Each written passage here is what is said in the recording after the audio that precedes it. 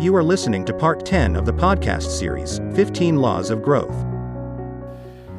Number 10, the law of the rubber band. The law of the rubber band says growth stops when you lose the tension between where you are to where you could be. And I love the statement, life begins at the end of our comfort zone. That's where it begins. Now, I didn't do this today with you in the audience, but I've done this on several occasions. Sometimes when I teach the rubber band law, what I like to do is I like to have put a rubber band on everybody's table at different sizes, different shapes, and the whole process. They all look different, but then I have them hold the rubber band and I ask them a very simple question. What is the value and the use, the best use of a rubber band? Well, it's very simple. No matter what the size or the shape of the rubber band, the only value a rubber band has for you or me is it has to be stretched. Because when it's stretched, it holds things together. An unstretched rubber band is worthless. It's got to be stretched. Well, in our life, the same thing goes and applies to the fact that if we've not been stretched for a period of time, we're not going to be very effective. And we're not going to probably accomplish the purpose that we're here for.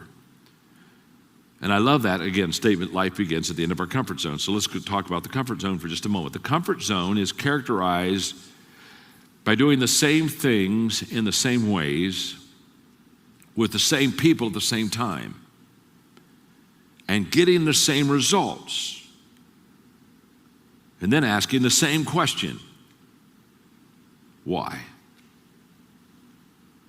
Why did this happen? And I have been for many, many years passionate about stretching and getting out of your comfort zone. In 1987, my goodness, that's a while ago, 1897, I wrote a book, Be All That You Can Be. It was a stretching, get out of your comfort zone thing. So let me just stay with me because I want to make sure you get this.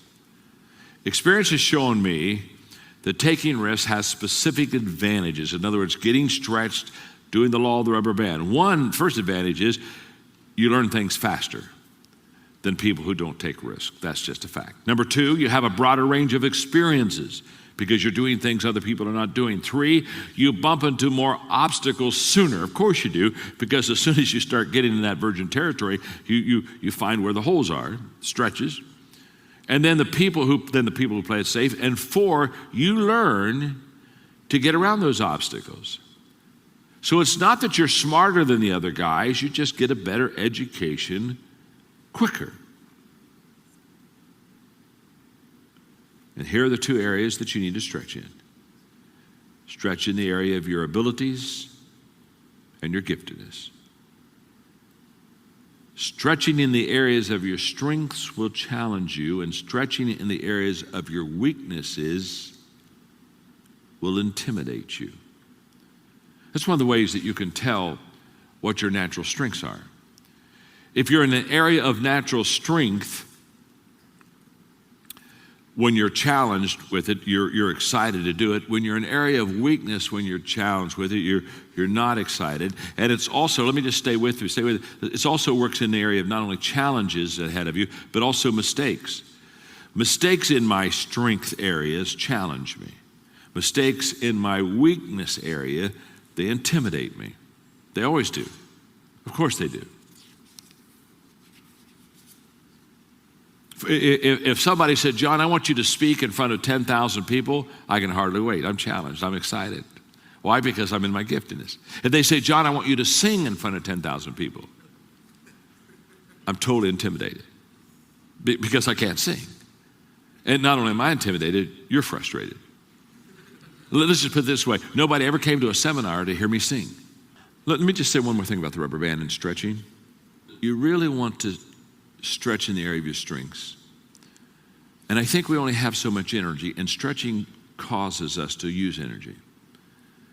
And I watch people stretching in areas that they're not good at, and I always wonder why they're wasting their energy there. I don't mean that wrong. Because there are a lot of things I enjoy doing, but I'm very average in. In fact, I have a whole list of average. I've got a long list of average in my life. I'm very average and below average in a lot of areas. And I don't do much stretching in those areas.